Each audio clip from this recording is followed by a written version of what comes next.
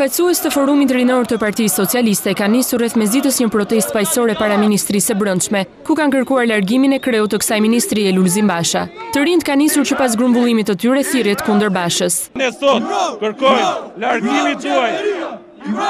Dhënie para drejtësisë të atyre që përdorën armët kundër qytetarëve.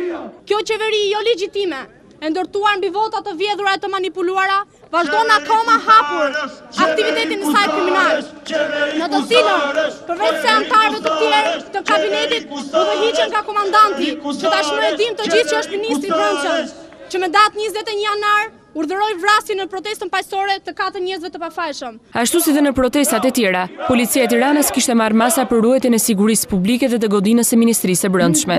Vetëm pak minuta para se të rinjtë fresh të tuboheshin, një vizitë krejt e papritur u ka shkuar uniformave blu nga kryediplomati amerikan në vendin tonë Aleksandër Arvizu. Ambasadori i SBA-ve ka qenë i pranishëm në galerinë kombëtare të arteve, pak metra larg ministrisë, ku është drejtuar policëve që qëndronin gardh para portës së ministrisë, duke i përshëndetur për disa momente. Protesta e lajmëruar të rinjve të Partisë Socialiste do të mbahet deri në orën 24, por pas 2 orësh grumbullim ata janë larguar nga policia. Tubimi paqësor i tyre kërkonte largimin e ministrit të Brendshëm Basha, ky i fundit i cilësuar nga opozita si personi përgjegjës për ngjarjet e 21 janarit, ku 4 demonstrues gjetën vdekjen si pasojë e plumbave të dalë nga armët e Gardës së Republikës.